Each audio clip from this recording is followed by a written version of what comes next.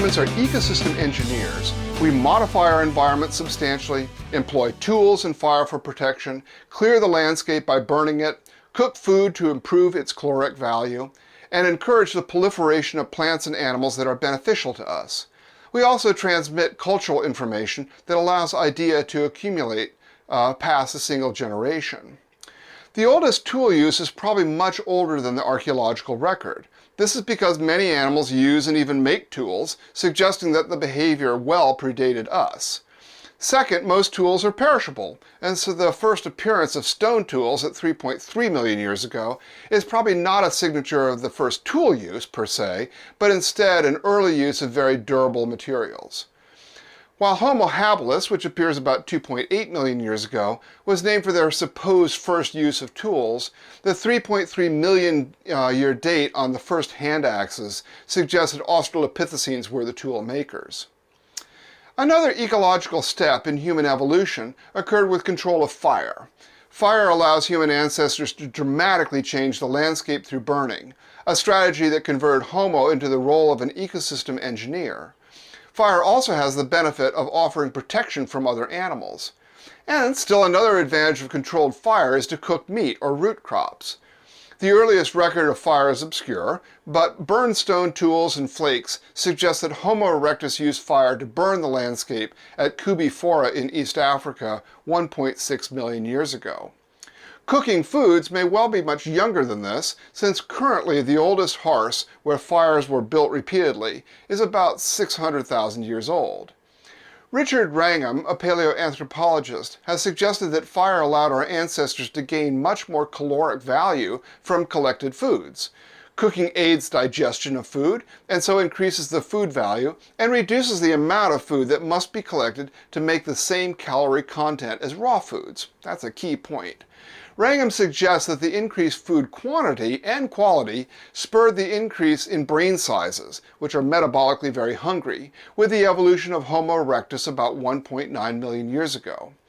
This date is not that far off that 1.6 million year landscape burning date mentioned earlier, but so far a record of controlled fire like hearths is lacking from this time period to fully test Wrangham's hypothesis. There have been at least 3, and likely more, out of Africa movements of Homo.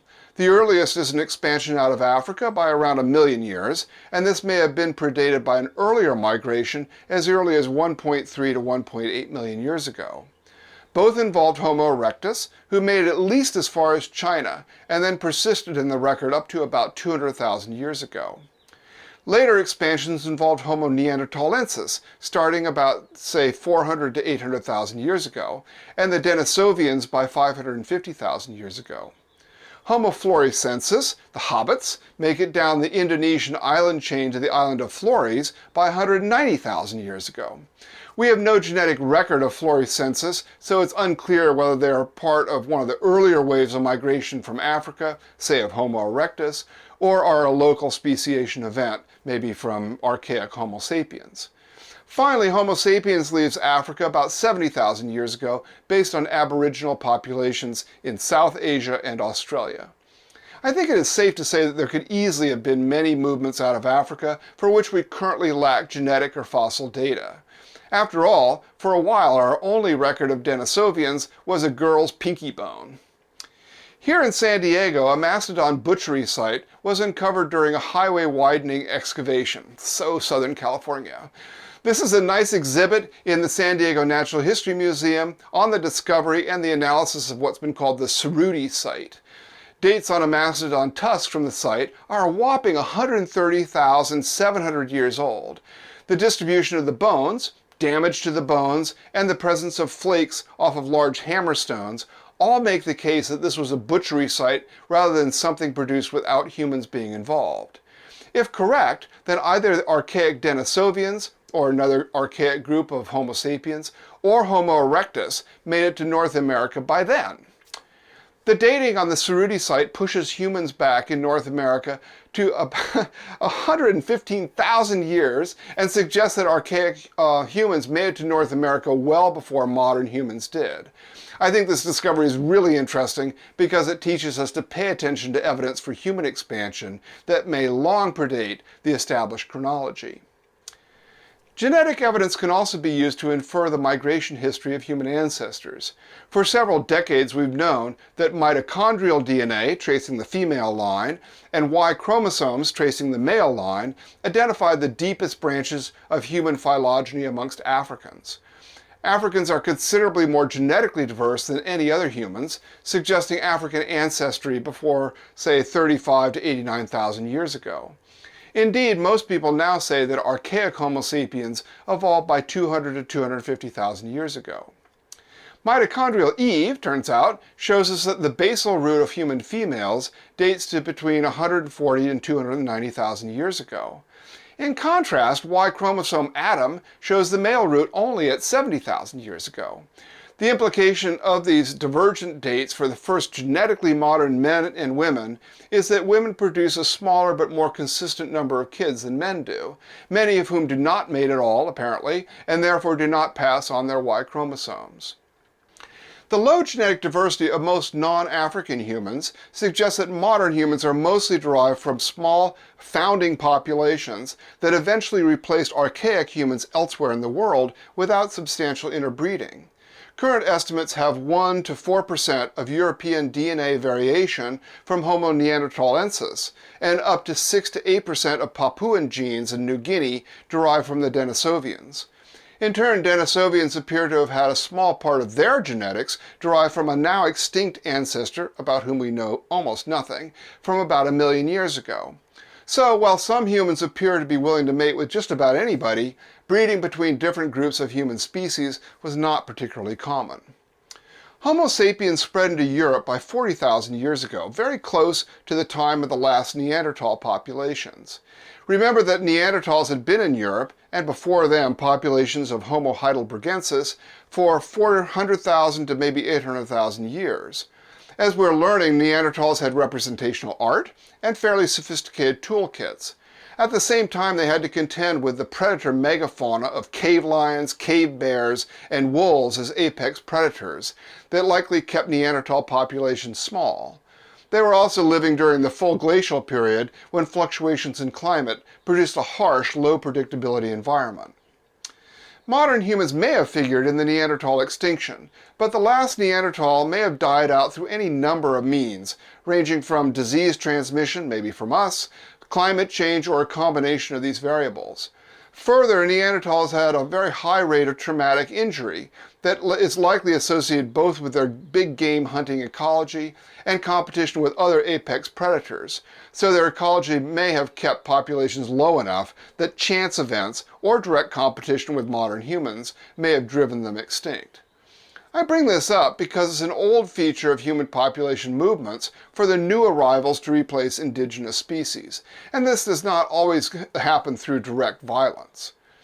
Modern humans spread into Southeast Asia on a similar timeline to their arrival in Europe. People moved east into India and Southeast Asia via coastal routes and reached Australia by 35 to 60,000 years ago and New Guinea by 45,000 years ago.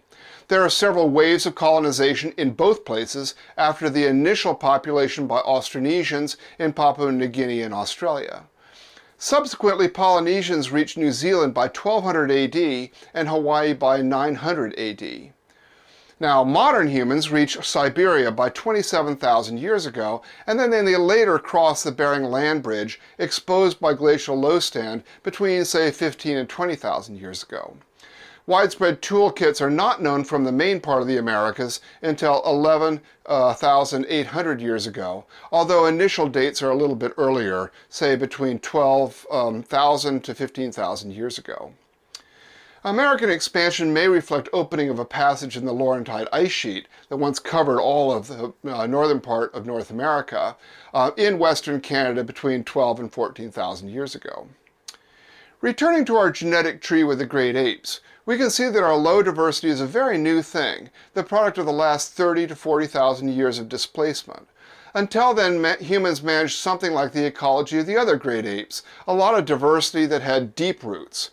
That many groups of archaic humans managed to coexist over the last million years is perhaps owed to their generally small populations and dispersed, often fairly rooted community structure.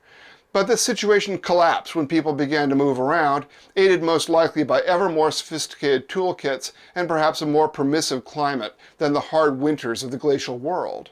For instance, the first agriculturalists to spread into Europe 7,000 to 8,000 years ago are argued by archaeologists to have simply outproduced the local hunter-gatherer populations. Agriculture can sustain much larger human populations despite elevated disease loads than nomadic hunter-gatherer food collection. So there didn't need to be any violence. It was simply a matter of how many kids you produce. In more recent times, where the record is better and we have oral histories, there are numerous examples of one group of humans replacing the locally native populations. The Han Chinese and Mongols both swamped earlier groups. The same is true in the Americas under an onslaught of multiple waves of Europeans. There were, for instance, 200 distinct language groups in California before the arrival of the Spanish, groups that appear to have had deep ancestry stretching back 9,000 to 10,000 years to some of the earliest waves of migration out of Alaska and Siberia. In Spanish California, for example, disease, technology, and reproductive capacity of the Europeans trumped indigenous cultures. The indigenous remnants that were left faced all those same pressures again, as well as outright genocide from American colonizers. If this example has a kernel of truth for other cultural replacements in deep time, then an implication is that toolkits, technology, and cultural organization of archaic humans was repeatedly tested by the arrival of new groups, that in short order were themselves tested again by later waves of expansion.